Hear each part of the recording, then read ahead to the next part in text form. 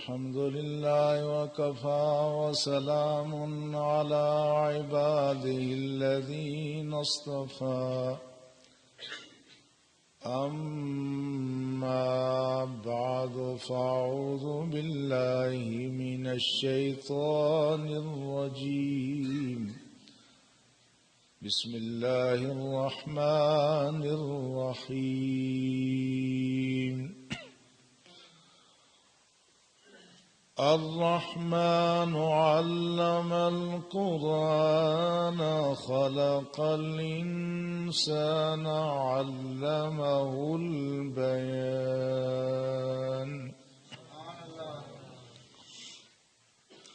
آمنت بالله صدق الله مولانا العظيم قال الله تبارك وتعالى في شأن حبيبه الكريم إن الله وملائكته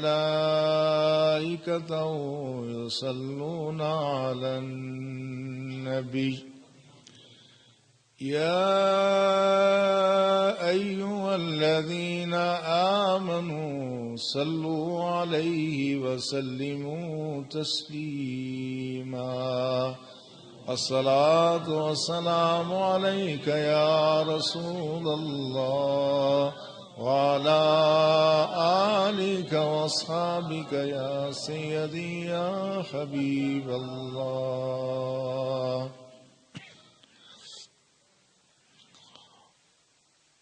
مسجد حاضرہ کے خطیب و امام حضرت علامہ حافظ قاری سفیر اسلام صاحب ادام اللہ فیوضکم، جماعت اہل سنت کے قائد محترم مکرم جناب قاری خلیل احمد قادری صاحب و دیگر برادران اسلام، اس مسجد کی تعمیر اور اس میں شعبہ حفظ کے آغاز سے متعلق جو جذبات ہمارے مولانا قاری خلیل احمد قادری صاحب کے تھے، میرے بھی وہی جذبات ہیں۔ کچھ میرے بارے میں انہوں نے جس محبت کا اظہار کیا، میں اس کے قابل ہرگز نہ تھا۔ ہماری نگاہ میں کوئی تاثیر نہیں ہے، یہ رب کا احسان ہے کہ اس نے ہمیں اپنے دین کے لیے قبول کر لیا، اور ہمیں اپنے مقدر پر فخر نہیں ہے، ہم شکر ادا کرتے ہیں کہ اللہ نے دین کے لیے قبول کر لیا۔ اس لیے آپ کو بھی میں مبارکباد دیتا ہوں کہ آپ نے یہ عظیم گھر تعمیر کیا۔ مسجدوں کی تعمیر کا ایک مقصد یہ ہوتا ہے کہ اس میں پنجگانہ نمازیں ادا کی جائیں، اور یہ پنجگانہ نمازوں کی مساجد میں خود ان نمازوں کے اجر و ثواب میں اضافہ فرما دیتی ہے۔ گھر میں نماز پڑھیں گے تو ایک نماز پڑھیں گے، ایک نماز کا ثواب، مسجد میں نماز ادا کریں گے، ایک نماز ادا کریں گے، 27 نمازوں کا ثواب اللہ عطا فرمائے گا۔ مگر وہ پہلی مسجد تو روئے زمین پر قائم ہوئی، بیت اللہ شریف، اور وہ مسجد جو رسول اللہ صلی اللہ علیہ وسلم نے مدینہ طیبہ میں جا کے قائم کی، اور جو اس کے علاوہ مسجدیں قائم کی، وہ ساری مسجدیں مسلمانوں کی تعلیم و تربیت کے لیے درسگاہ کا کام بھی دیتی تھی۔ ایک طرف تو لوگ نماز ادا کرتے ہیں، دوسری طرف دین کی تعلیم و تربیت یہ مسجد سے ہی شروع ہوئی، اور رسول اللہ صلی اللہ علیہ وسلم کے صحابہ کرام، وہ شاگرد جن کا کام ہی دین سیکھنا تھا، آج بھی وہ اصحاب صفہ کا چبوترا، جو لوگ حرمین کی زیارت کے لیے گئے انہوں نے دیکھا ہوگا، وہ چبوترا آج بھی موجود ہے، جہاں رسول اللہ کے صحابہ کبھی کم اور کبھی زیادہ، کسی زمانے میں 300 سے بھی ان کی تعداد تجاوز کر جاتی تھی، جنہوں نے رسول اللہ صلی اللہ علیہ وسلم سے یہ قرآن، یہ دین سیکھا۔ آج الحمدللہ ہمارے پاس قرآن محفوظ ہے۔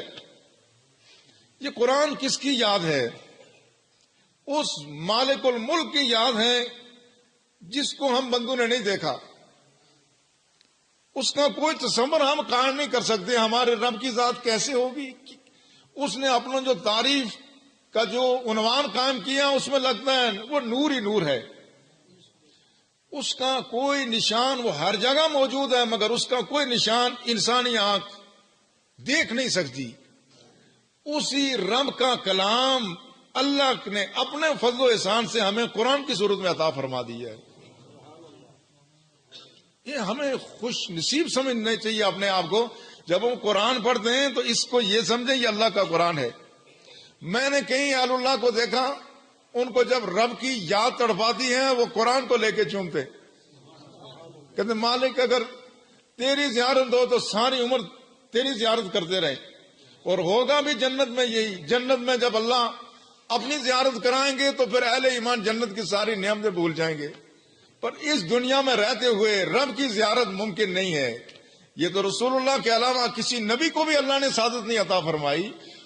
اب ہم اللہ کا کلام دیکھ کر کے اس سے محبت کریں گے، اس کو آنکھوں سے لگائیں گے، اللہ کی ذات ہم سے راضی ہو جائے گی. تو یہ قرآن اللہ نے ہمیں عطا فرمایا، اور یہ قرآن، اس کا پہلا حق یہ ہے کہ ہم اس پر ایمان لائیں. دوسرا حق یہ ہے کہ ہم اس کی تلاوت کریں. تیسرا حق اس کا یہ ہے کہ ہم اس میں تدبر و تفکر کریں. چوتھا حق اس کا یہ ہے کہ ہم اس پر خود عمل کریں، اور عمل کرنے کے ساتھ ساتھ دوسروں تک اس کا پیغام پہنچائیں. کچھ لوگ اس کے 2 ہی حق ادا کرتے ہیں، کوئی 3 کرتے ہیں. جو شخص قرآن پر ایمان رکھتا ہے وہ قرآن کا پہلا حق ادا کر رہا ہے. ایمان لانے کے بعد جو اس کے احکامات پر عمل کرتا ہے وہ قرآن کا دوسرا حق ادا کر رہا ہے. پھر جو قرآن کی تلاوت کرتا ہے یہ قرآن کا تیسرا حق ادا کرتا ہے. لیکن درجہ بندی ہے. کچھ تیسرے درجے تک جا کے رک جاتے ہیں، کچھ ایسے ہیں جو صرف پہلے درجے تک ہی ہیں، دوسرے درجے میں ان کے نمبر کم ہو جاتے ہیں. کچھ ایسے ہیں جو تیسرے درجے میں جا کے نمبر کم ہو جاتے ہیں. ہیں بھی اہل ایمان، قرآن کے احکامات کو مانتے بھی ہیں، مگر پوری طرح سے اپنے وجود پر، اپنے ماحول پر اس کے احکامات کو نافذ کرنے کی وہ کوشش جو ہمارے ذمہ ہے اس میں کوتاہی ہو جاتی ہے. پھر کچھ ایسے ہیں جو اتنی یہ کوشش کرتے ہیں مگر قرآن صحیح طور پر پڑھ نہیں سکتے. پڑھتے بھی ہیں تو کبھی کبھار، اور اس میں بھی ہم کوتاہی کر جاتے ہیں. ہم کتنا قرآن پڑھتے ہوں گے؟ ہر آدمی ذرا سوچے. رمضان مبارک میں تو سب ہی پڑھتے ہیں، مگر رمضان جو ختم ہوا اکثر لوگوں نے قرآن بند کر کے تاکہ نشان میں رکھ دی. تیسرے درجے پر کچھ لوگ یہاں پیچھے رہ جاتے ہیں. اور کچھ لوگ قرآن کی تلاوت کرتے ہیں مگر تلاوت اس انداز سے نہیں کر سکتے جس میں رسول اللہ صلی اللہ علیہ وسلم نے قرآن پڑھا تھا. جس میں قرآن رسول اللہ نے پڑھا اس انداز سے قرآن نہیں پڑھ سکتے. اس لیے قرآن کو رسول اللہ نے فرمایا اقرأوا القرآن بلحون العرب، قرآن کو ایسے پڑھو جس طرح عربوں نے اور سید العرب والعجم رسول اللہ نے جس طرح قرآن پڑھا اس طرح سے قرآن پڑھا جائے. اور قرآن کو خوش الہانی کے ساتھ، صحیح تلفظ کے ساتھ. مگر ہمارا المیہ یہ ہے، یہاں عام لوگوں کی بات نہیں کرتا. ایک زمانہ یہ تھا، ہمارے بزرگوں کا یہ دور تھا، اس زمانے میں کوئی قاری ہوتے ہی نہیں تھی. اس زمانے میں قرآن پڑھانے والا کوئی نہیں ہوتا تھا. خواہش ہوتی تھی کہ کوئی پڑھانے والا ہو تو ہم پڑھیں. دوسرا دور جب آیا اس میں پڑھانے والے آئے مگر پڑھنے والے نہیں ہیں. ہمارے جو مدارس میں، اسکولوں میں قاریوں کی پوسٹیں آئیں اور اس میں قرآن پڑھایا بھی جاتا ہے. بعض قاری قرآن بڑی محنت سے بھی پڑھاتے ہیں. مگر ہمارا عام رجحان یہ ہے، ہمارا بچہ اس طرح، اب ہم بچے کو یہ باور نہیں کرا سکے کہ یہ قرآن پڑھنا کتنا ضروری ہے. ہم یہ تو چاہتے ہیں کہ بچہ انگریزی بڑی اچھی بولے، اچھی پڑھے. اور بہت کم لوگ ایسے ہیں جن کی یہ خواہش ہوگی کہ ان کے بچے کی زبان سے قرآن اس طرح سے ادا ہو جس طرح رسول اللہ نے ادا فرمایا، اس طرح سے قرآن پڑھا جائے. اس لیے رسول اللہ صلی اللہ علیہ وسلم نے فرمایا حسن القرآن باصواتکم، فرمایا قرآن کو اپنے آوازوں سے اور حسن دیا کرو. ان الصوت الحسن لیزید القرآن حسنا. دوسری روایت یہ زین القرآن باصواتکم، اپنے اچھی آوازوں سے قرآن کو مزین کیا کرو، محبت سے پڑھو، پیار سے پڑھو. اور فرمایا جب آواز اچھی ہو تو قرآن کا حسن دوبالا ہو جاتا ہے. مگر یہ پڑھنا اس طرح کا بھی نہیں ہے، یا پیمانے ہی اور ہیں. باقی کوئی بھی کلام پڑھا جائے گا، کوئی اور بول ہوں گے تو اس میں معیار یہ ہے کہ آواز کتنی خوبصورت ہے. یہاں آواز ہی نہیں، یہاں سوچ کتنی خوبصورت ہے. قرآن کی عمدہ تلاوت کے لیے ساتھ یہ بھی شرط ہے، رسول اللہ صلی اللہ علیہ وسلم نے فرمایا بہترین شخص وہ ہے جو قرآن اچھی آواز سے پڑھتا ہے۔ صحابہ نے کہا یا رسول اللہ بتائیں کہ وہ اچھی آواز والا اچھا قاری کون سا ہے؟ اچھا قاری کون سا ہے؟ آوازیں اگر سب کی برابر ہوں، سب خوبصورتی پڑھیں، تلفظ کے ساتھ صحیح پڑھیں، معیار کے ساتھ مخارج کے ساتھ پڑھیں، تو پھر اس میں سب سے اچھا قاری کون سا ہوگا؟ فرمایا اذا رأیتہ یقرأ ارید انہ یخشی اللہ، جب کوئی پڑھ رہا ہو تو ساتھ یہ بھی محسوس ہو یہ کہ اللہ سے ڈرتا ہے، فرمایا سب سے بڑا قاری وہی ہے۔ آواز کا معیار اپنا ہے، مگر خشیت الہی محبت کا معیار یہ ساتھ شامل ہو گیا کہ قرآن پڑھا جائے تو قرآن کو محبت سے پڑھا جائے، قرآن کو عقیدت سے پڑھا جائے۔ اب جب قرآن کو محبت اور عقیدت سے پڑھا جائے گا، اس کا اگلا مرحلہ وہ ہے کہ جنہوں نے قرآن پر ایمان رکھنے کے ساتھ ساتھ عمل بھی کیا، اس کی تلاوت بھی کی، ساتھ ساتھ اس قرآن کو اپنے سینے میں محفوظ بھی رکھا، اپنے سینے میں محفوظ کیا۔ یہ قرآن وہ دنیا کی واحد کتاب ہے کہ جس کے لیے اللہ نے فرمایا وَلَقَدْ يَسَّرْنَا الْقُرْآنَ لِلذِّكْرِ وَهَلْ مِن مُدَّكِرٍ، یہ قرآن کو ہم نے یاد کرنے کے لیے بہت آسان بنا دیا۔ تو تم میں ہے کوئی نصیحت حاصل کرنے والا، اس کو یاد کرنے والا کوئی ہے؟ دنیا کی جو علمی تاریخ ہے اس میں دنیا کی تاریخ یہ بتاتی ہے آج تک کسی انسان نے ایسی 10 سطریں یاد نہیں کی جس کا معنی وہ نہ جانتا ہو۔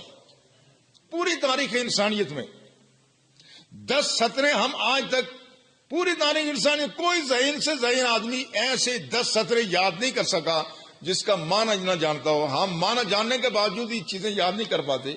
یہ قرآن وہ واحد کتاب ہے جس کے 30 پارے بعض حفاظ یاد کرتے ہیں جن کی زبان عربی نہیں ہے، وہ کسی اور زبان کے بولنے والے ہیں، اور ایسے بھی دنیا میں لاکھوں حفاظ ہیں جو قرآن کے ایک لفظ ایک آیت کا معنی نہیں جانتے، مگر ان پر 6666 یا کم و بیش آیات ایک اعراب کی غلطی کے بغیر ان کی زبان پر جاری ہیں۔ یہ قرآن کا اعجاز ہے، کوئی دنیا کی کتاب ایسی نہ محفوظ ہے نہ ایسی پڑھی جاتی ہے۔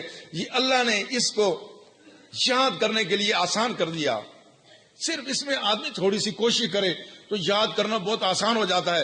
اور جب ہم قرآن پڑھنا شروع کر دیتے ہیں، اس قرآن کی عظمت انسان پہچانے یا نہ پہچانے، کائنات کی ہر چیز اس کی عظمت کو پہچانتی ہے۔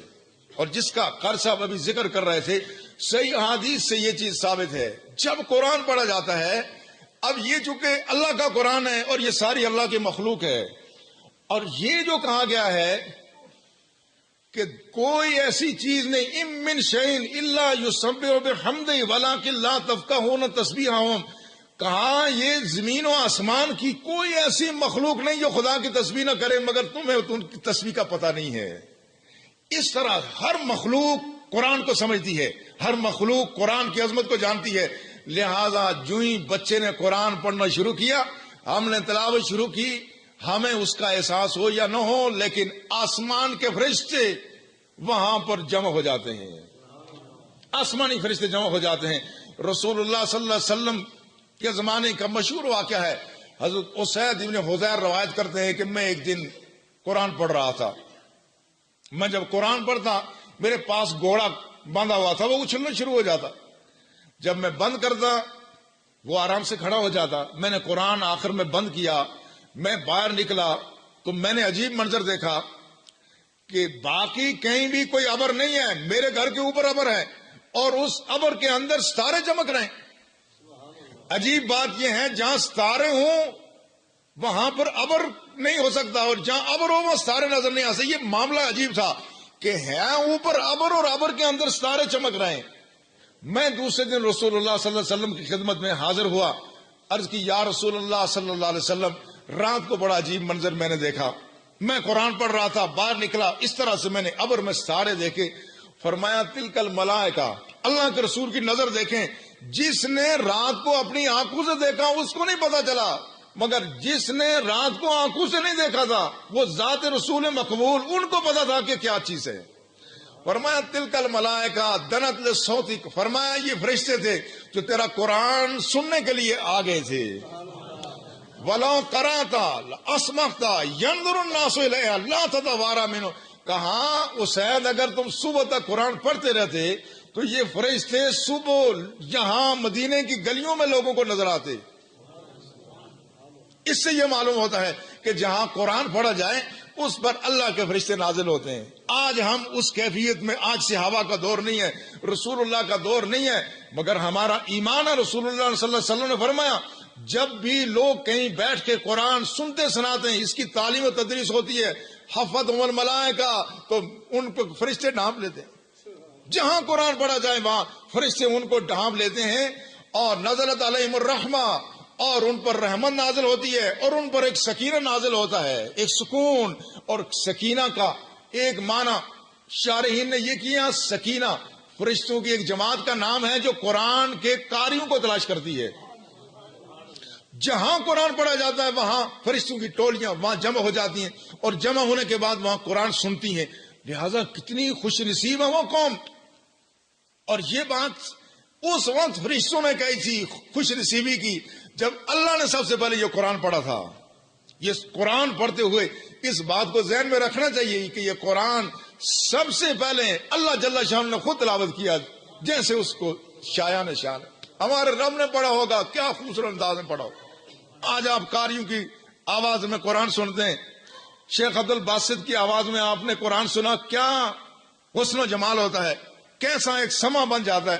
اگر قاری عبد الباسط پڑھے تو آدمی کی ایسی سماعت پر ایسا حسن اور ایسا خوبصورت منظر بن جاتا ہے. جب رب نے قرآن پڑھا ہوگا کیا منظر ہوگا. ان اللہ قرأ طٰہٰ و یاسین. مگر اللہ نے قرآن پڑھا، مگر اس کے لیے انتخاب کس کا کیا. ان اللہ قرأ طٰہٰ و یاسین من قبل ان یخلق السماوات والارض بألف عام. ابھی زمین اور آسمان کو پیدا کرنے سے 1000 سال پہلے کا زمانہ ہے. تو سب سے پہلے اللہ نے قرآن پڑھا، طٰہٰ اور یاسین. طٰہٰ اور یاسین سے کیوں قرآن شروع کیا؟ قرآن تو کیسے پڑھا جا سکتا تھا. سورہ بقرہ سے بھی قرآن پڑھا جا سکتا تھا، اور سورہ فاتحہ سے بھی قرآن پڑھا جا سکتا تھا. کیونکہ طٰہٰ اور یاسین اللہ کے حبیب کے اسماء گرامی ہیں. اللہ نے قرآن کا آغاز کیا تو اپنے نبی کے نام سے کیا. نگاہ عشق و مستی میں وہی اول وہی آخر، وہی قرآن وہی فرقان وہی یاسین وہی طٰہٰ. ان اللہ قرأ طٰہٰ و یاسین من قبل ان یخلق السماوات والارض بألف عام. 1000 سال پہلے، زمین آسمان کی تخلیق سے پہلے اللہ نے قرآن پڑھا. کس کے سامنے پڑھا؟ فرشتوں کے سامنے پڑھا. فرشتوں نے جب قرآن سنا انہوں نے کہا طوبیٰ لأمۃ ینزل ھذا علیہا. کہا وہ امت یا اللہ کتنی خوش نصیب ہوگی جس پر یہ قرآن نازل ہوگا. وطوبیٰ لألسنۃ تتکلم بھذا. یا اللہ آج تجھ سے ہم سنتے ہیں، وہ جو زبانیں جو تیری اس قرات کی نقل کریں گی وہ زبانیں کتنی خوبصورت ہوں گی. وطوبیٰ لأجواف تحمل بھذا. وہ سینے کتنے خوش نصیب ہوں گے جس میں اللہ کا یہ قرآن محفوظ ہوگا. یہ خوشخبری آج بھی ہمارے لیے ہے.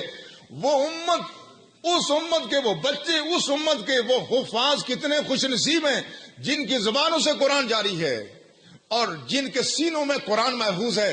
یہ قرآن جب پڑھا جائے اس کا بڑا اثر ہے. غیر مسلموں پہ اثر ہوتا ہے، ماننے والوں پر اثر ہے، نہ ماننے والوں پر اثر ہے. میں گزشتہ 2 سال پہلے کی بات ہے، برطانیہ میں تھا. وہاں مجھے قاری عبد الباسط جو مصر کے بڑے مشہور قاری گزرے ہیں، ان کے بیٹے وہاں مجھے ملے، قاری یاسر. تو میرا ان سے تعارف ہوا تو میں نے کہا شیخ کی کوئی خاص بات بتائیں مجھے اپنے والد کی. انہوں نے کہا کہ ان کے شوق کا یہ عالم تھا کہ وہ اپنے استاد کے ہاں جب وہاں تعلیم کے لیے آتے تھے، میں جو بچے جنہوں نے قرآن ابھی شروع کرنا ہے، جس کا ہم آغاز کریں گے، یہ میں ان کے لیے بات کر رہا ہوں. شیخ عبد الباسط کی تلاوت آپ نے سنی، مگر شیخ عبد الباسط یوں نہیں بن گئے.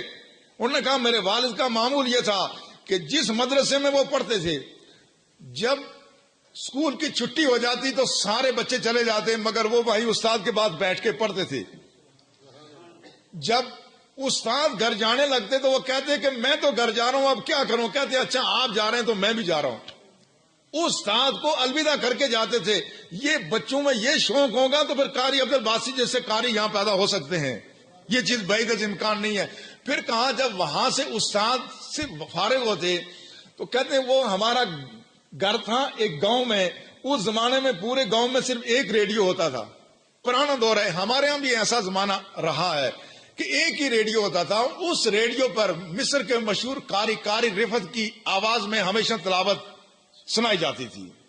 تو وہ گھر آنے کے بجائے اس گھر کے سامنے جا کے بیٹھ جاتے تھے اور ان سے یہ کہتے تھے کہ تم ریڈیو پر مجھے تلاوت سناؤ, میں اندر نہیں آؤں گا, میں باہر بیٹھ کے قرآن سنتا رہوں گا. اور جب تک اس ریڈیو پر تلاوت جاری رہتی تھی قاری عبد الباسط اس گھر کے دروازے سے دور نہیں جاتے تھے. یہ ہے شوق, یہ ہے پیار. یہ پیار ہو تو پھر آواز میں بھی وہ سوچ پیدا ہو جاتا ہے. تو کہنے لگے میرے والد مجھے بتایا کہ مصر کے صدر جمال عبد الناصر جب اس زمانے کے سوویت یونین کے صدر خروشیف سے ملنے کے لیے گئے تو قاری عبد الباسط کو ساتھ لے گئے. ان کو ساتھ لے گئے. جب ملاقات ہوئی تو ملاقات میں رسمی بات کے بعد انہوں نے روس کے صدر سے یہ کہا, سوویت یونین کے صدر سے, میرے ساتھ میرے ایک قاری آئے ہیں, اگر آپ کہیں تو میں ان سے کچھ اپنے قرآن کی آیات آپ کو سنواؤں. تو انہوں نے کہا ٹھیک ہے سنائیں. سفارتی آداب بھی ہوتے ہیں, رواداری بھی ہے, رکھ رکھاؤ بھی ہوتا ہے. حالانکہ وہ منکر تھا, وہ قرآن کا منکر تھا. روس کے لوگ کہاں قرآن کو مانتے ہیں. انہوں نے کہا قاری عبد الباسط نے جب پڑھنا شروع کیا, اب میں نے شیخ کو پڑھتے ہوئے دیکھا, کبھی وہ نظر اٹھا کے نہیں دیکھتے تھے. جب وہ پڑھتے تھے ایسا ڈوب کے پڑھتے لگتا تھا قرآن پہ نازل ہو رہا ہے. کہا جب چند آیات پڑھی تو خروشیف نے کہا کہ آپ ان کو کہیں کہ بس یہ بند کر دیں. کہا مجھے خطرہ ہے کہ میں اپنے نظریات سے کہیں پھر نہ جاؤں. یہ اس کلام میں اتنی تاثیر ہے, اس شخص کی زبان میں اتنی تاثیر ہے کہ میرا دل ہل رہا ہے. یہ غیر مسلم اس اپنے دور کے بڑے کافروں کے سامنے قرآن پڑھا گیا, ان کا دل بھی ہل گیا. یہ کب ہوتا ہے؟ یہ اس وقت ہوتا ہے کہ جب اس قرآن کے ساتھ پیار ہو, اس قرآن کے ساتھ محبت ہو. اور میں ان بچوں سے جو اس وقت یہاں قرآن پاک یہ شروع کرنے والے, میں یہی کہوں گا اس قرآن سے محبت کرو, اس قرآن سے محبت کرو. سامعین کرام, ساری محبتیں اپنی جگہ ہیں. ماں کی محبت دنیا میں مشہور ہے, ماں سے زیادہ پیار کرنے والا کوئی نہیں ہوتا. مگر میں آپ کو دل کی گہرائیوں سے یہ بات کہتا ہوں, جو محبت قرآن کرتا ہے وہ ماں بھی نہیں دیتی. ماں کی بھی وہ محبت نہیں. یہ قرآن یہ مردہ حروف نہیں ہے, یہ فزکس کیمسٹری بیالوجی کی کتابیں نہیں ہیں, یہ انگریزی کے ناول نہیں ہیں. یہ اللہ کا قرآن ہے. اس قرآن کے پیچھے زندگی کی روح دوڑتی ہے. یہ انسانوں سے, زندہ انسانوں سے زیادہ محبت کرتا ہے.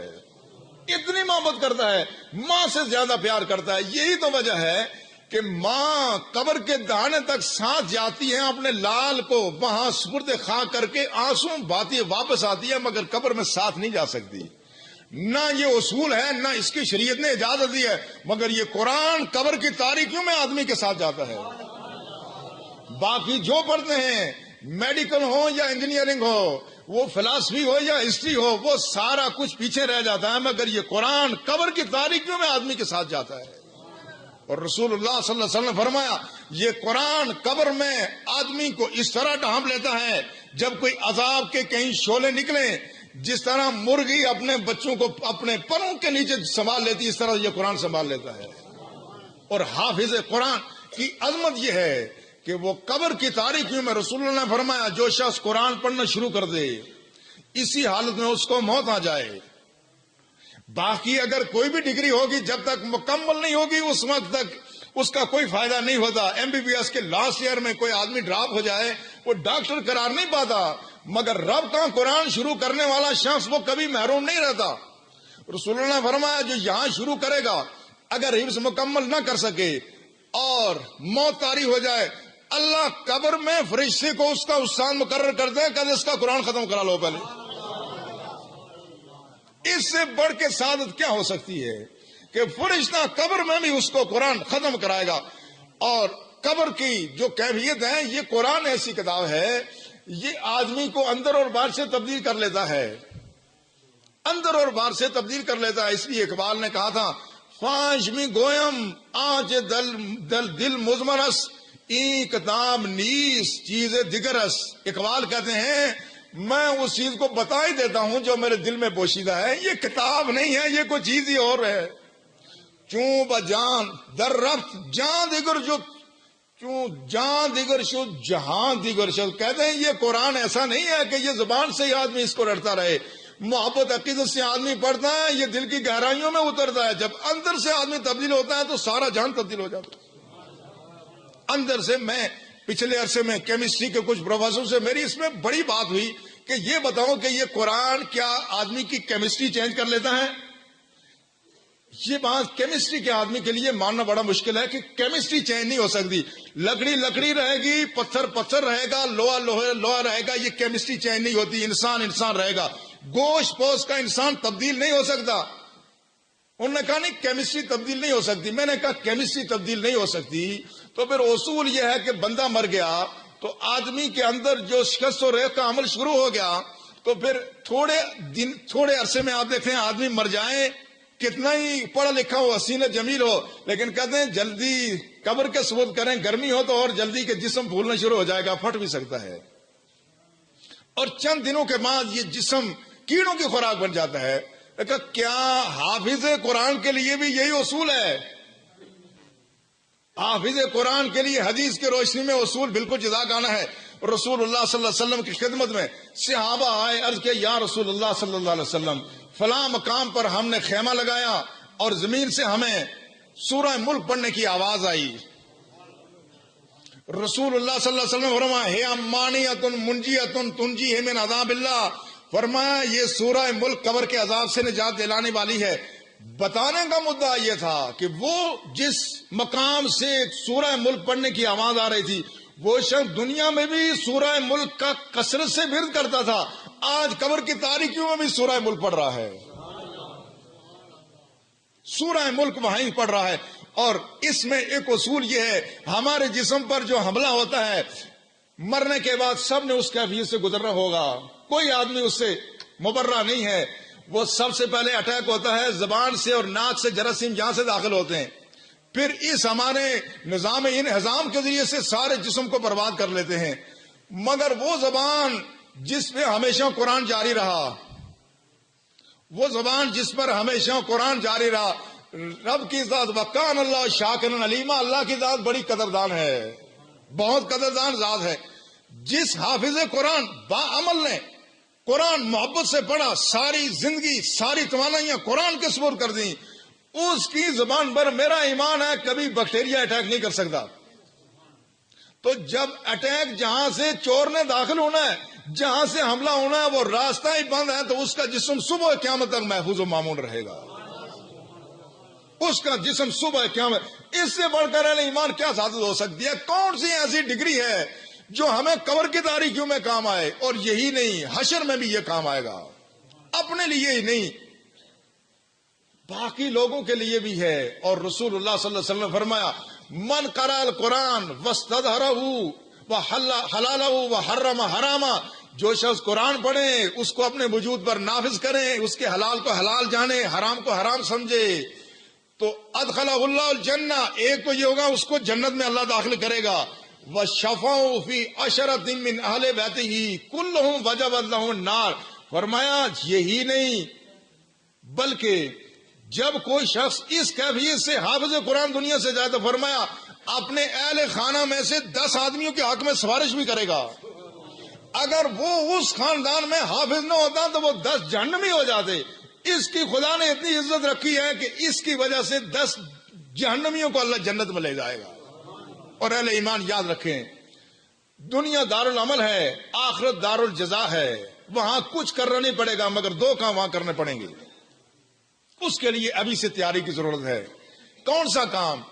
ایک کام یہ جو ہم نمازیں پڑھتے ہیں، آپ نے یہ خوبصورت مسجد بنائی جس شب و روز آپ سجدے کرتے ہیں، یہاں یہ سجدہ دراصل یہ سارے سجدے، یہ برسوں کے، ہفتوں کے، مہینوں کے، عمروں کے سجدے، یہ ایک سجدے کے لیے ریہرسل اور تیاری ہے۔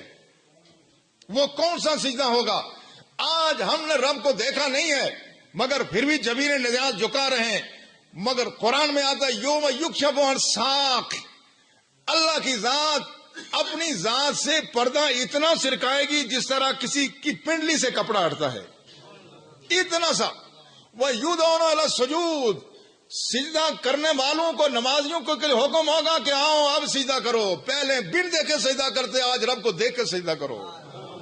فَلَا يَسْتَطِيعُونَ خَاشِعَةً أَبْصَارُهُمْ تَرْهَقُهُمْ ذِلَّةٌ، جو یہاں پابندی سے نماز پڑھتے تھے وہ فوراً سجدے میں جھک جائیں گے، مگر جو یہاں نماز کی پابندی نہیں کرتے تھے، تَرْهَقُهُمْ ذِلَّةٌ، ان کے پیشانیاں تو نہیں جھکیں گی مگر ان کی گردنیں جھک جائیں گی شرم و حیا کی وجہ سے۔ اس سجدے کی تیاری ہے جو یہاں ہم سجدے کر رہے ہیں، یہ سجدہ جتنا کامل ہوگا وہاں اتنا جلدی سجدہ ہو جائے گا۔ دوسری بات، اللہ کی ذات قیامت کے دن قرآن پڑھنے والوں سے قرآن سنے گی، باقی کسی کو بولنے کی اجازت نہیں، سب خاموش۔ جو قرآن پڑھنے والے ہیں، مگر قرآن انہیں کو پڑھنے کی اجازت دی جائے گی جو قرآن صحیح پڑھ سکتے ہیں۔ یقال لصاحب القرآن، سارے قرآن کے قاریوں کو، حافظوں کو بلایا جائے گا، اور بلانے کے بعد ان کو کہا جائے اقرا ورتقِ ورتل کما کنت ترتل فی الدنیا، قرآن کے حافظوں اور قاریوں جس طرح دنیا میں پڑھتے تھے اب میرے سامنے پڑھو۔ رب کی ذات سارے صحیح قرآن پڑھنے والوں سے اپنے سامنے قرآن پڑھائے گی، اور فرمایا گا ان منزلک عند آخر آیت تقرأ، فرمایا یہ جنت ہی تو ہیں مگر تم قرآن پڑھتے جاؤ، تمہیں ہر آیت کے بدلے میں تمہارا درجہ بلند کرتا جاؤں گا۔ اس لیے اس کی تیاری کی ضرورت ہے۔ ہم میں سے بہت سارے لوگ ایسے ہیں جو خود حافظ قرآن نہیں ہو سکے، میں بھی نہیں بن سکا، مگر اس کی کوئی تلافی ہونی چاہیے۔ میں نے اپنے بیٹے کو قرآن پاک کا حافظ بنایا، میں نہیں کر سکا مگر میرے بیٹے کی زبان پہ قرآن جاری ہو گیا۔ بیٹا بھی تو باپ کی شاخ میں سے ہی ہوتا ہے نا، جس طرح درخت کی شاخ ہے، اولاد بھی تو والدین کی شاخ ہے۔ آپ میں سے یقین بہت سارے لوگ اس قرآن کو محفوظ رکھنے کی سعادت سے محروم رہے، سہولت نہیں تھی، آج سہولت موجود ہے۔ ہر والد والدہ یہ کوشش کرے کہ میرے اولاد میں سے ایک بچہ کم از کم حافظ قرآن ہو جائے، مگر اس میں وہ بچہ نہیں جو اسکول سے بھاگا ہوا ہو، وہ بچہ نہیں جو سب سے نالائق ہو۔ جو بچے لائق ہوں ان کو میڈیکل، ان کو آپ پڑھائیں انجینئرنگ، ان کو آپ گھاس پھوس اور جڑی بوٹیوں کا علم ان کو دیں، اور جو اسکول سے بھاگا ہوا بچہ اس کو قرآن کے لیے دیں۔ یہ خدا کے قرآن کے ساتھ مذاق ہے۔ اگر خدا اسی بات پہ اگر ہماری بات کر لے تو کیا ہم کامیاب ہو سکتے ہیں؟ اچھے بچے تم نے دیے میڈیکل کو، اچھے بچے دنیا کو دیے، اور جو بھاگا ہوا بچہ تھا، جو معذور بچہ تھا، وہ دین کے لیے دیا تھا۔ کوئی ہمارے پاس جواب نہیں ہوگا۔ اس لیے جب زمین کہیں اچھی ہو، بیج اچھا ہو تو بیج، اچھا بیج کہاں ڈالتے ہیں؟ اچھی زمین میں ڈالتے ہیں نا۔ یہ اس جیسا بیج کوئی نہیں ہے، اس قرآن کے علم جیسا علم کوئی نہیں ہے۔ اس کو اپنے بچوں میں سے جو بچہ سب سے زیادہ ذہین ہو اس کو قرآن کے لیے پیش کر دو، اور یقین کریں یہ بچے دنیا میں بھی کسی سے پیچھے نہیں ہوں گے۔ ہم نے الحمدللہ کوشش کر کے ایک ایسا نظام بنایا ہے، ہمارے بچے ایسے نہیں ہیں کہ جو صرف قرآن پڑھتے ہوں تو دنیا سے بے خبر ہوں۔ الحمدللہ ہمارا بچہ جس خوبصورت انداز میں وہ قرآن پڑھے گا، انشاءاللہ یہ دنیاوی علوم بھی وہ اس سے زیادہ بہتر انداز میں پڑھے گا۔ میرے پاس یہ محض ہمارا دعویٰ ہی نہیں ہے، ہم نے یہ کام شروع کیا ہوا ہے راولا کوٹ میں بھی، کہ بچوں کو جس طرح ایک طرف وہ قرآن پڑھتا ہے، ہمارا بچہ قرآن پڑھتا ہے تو لگتا ہے کہ یہ عرب میں پیدا ہوا، جب انگریزی بولتا ہے پتہ چلتا ہے یہ انگلستان میں پیدا ہوا۔ میں آج یہاں بعد میں جب ہم اس کا انشاءاللہ آغاز افتتاح کریں گے، میرے پاس سی ڈی موجود ہے، بتاؤں گا آپ کو۔ ہم بچوں کو قرآن اور سائنس بھی پڑھاتے ہیں، یہی نہیں کہ ہم اس میں ناظرائیں پڑھاتے ہیں، نہیں، قرآن کے ساتھ سائنس بھی۔ آج دین کو ضرورت ہے آپ کے ذہین بچوں کی، جو قرآن بھی پڑھیں، جو دنیاوی علوم بھی حاصل کریں، اور اس دین کی خوبصورت انداز سے نمائندگی کریں۔ کیا آپ نہیں چاہتے کہ آپ کے گھر میں ایک ایسا بچہ پیدا ہو جو آپ کے خدا کا وکیل بن جائے؟ دنیا کے کیس، افراد کے کیس تو پلیڈ ہوتے ہیں، ہمیں ضرورت ہے اس ملک کے کریم کی، اس ملک کے ذہین بچوں کے جو خدا کے نمائندے بنے، خدا کے وکیل بنے، جو صرف اپنے لیے نہیں یہ صرف کہ قرآن خود پڑھیں، صرف پڑھائیں، بلکہ وہ قرآن کے نمائندے بن جائے۔ ہمیں آپ سب کے تعاون کی ضرورت ہے، اور آپ خوش نصیب ہیں الحمدللہ۔ ہمارے قاری سفیر الاسلام صاحب، ان کے والد مبارکباد کے مستحق ہیں کہ انہوں نے اپنے نور نظر کو دین کے نام پہ وقف کیا، اور آج آپ میں یہ موجود ہیں۔ ان کی جو سماجی حیثیت ہے وہ دین کو کام آ رہی ہے، اور یہ جتنا متحرک اور فعال ہیں، مجھے یقین ہے کہ جس کام میں یہ ہاتھ ڈالیں گے اس میں کبھی ناکام نہیں ہوں گے. اس کے پیچھے آپ کی دعائیں ہیں، اور اس میں ہم جو کچھ خرچ کرتے ہیں یوں سمجھیں کہ ایک جیب سے نکال کر کے دوسرے میں ڈال دیا. ہم سمجھتے ہیں ہم خدا کو دے رہے ہیں. نہیں، خدا کے نہیں، ہم تو اپنے لیے کر رہے ہیں. یہاں جو کچھ بھی ہوگا، تعلیمی جو سرگرمی ہوگی، اس کا فائدہ ہمیں خود ہی ہوگا. اللہ تعالی ہمیں توفیق عطا فرمائے کہ اللہ نے ہمیں جو عظیم قرآن دیا، اللہ اس کی قدر کی بھی توفیق عطا فرمائے. ہمارے نونہال بچے جو اس وقت بہت خطرے میں ہیں، ان بچوں کو بچانا آسان کام نہیں ہے. والدین کو اس بات کا شاید سب کو احساس ہے یا نہیں ہے. جس دور میں ہمارے بچے رہ رہے ہیں، چاروں طرف سے یہاں زہر پھیلایا جا رہا ہے. ان بچوں کا ذہن صرف قرآن کی دولت سے ہی ہم محفوظ رکھ سکتے ہیں، اور کوئی ذریعہ نہیں ہے. اس لیے ان بچوں کا مستقبل بھی اور ہمارا مستقبل بھی قرآن کے ساتھ ہی وابستہ ہے. اللہ تعالی ہمیں توفیق عطا فرمائے کہ ہم اس قرآن پر جس طرح ایمان لاتے ہیں اس پر ہم عمل بھی کریں، اپنے بچوں کو قرآن یاد بھی کرائیں، اور ان کو اپنے دین کا نمائندہ بھی بنائیں. اللہ تعالی ہمیں توفیق عطا فرمائے. میرا خیال ہے جو مقررہ وقت تھا اس میں کافی تاخیر ہو گئی ہے. آپ اس کے باوجود بھی میری گزارشات سنتے رہیں. اللہ آپ کو جزائے خیر عطا فرمائے. وما علینا الا البلاغ.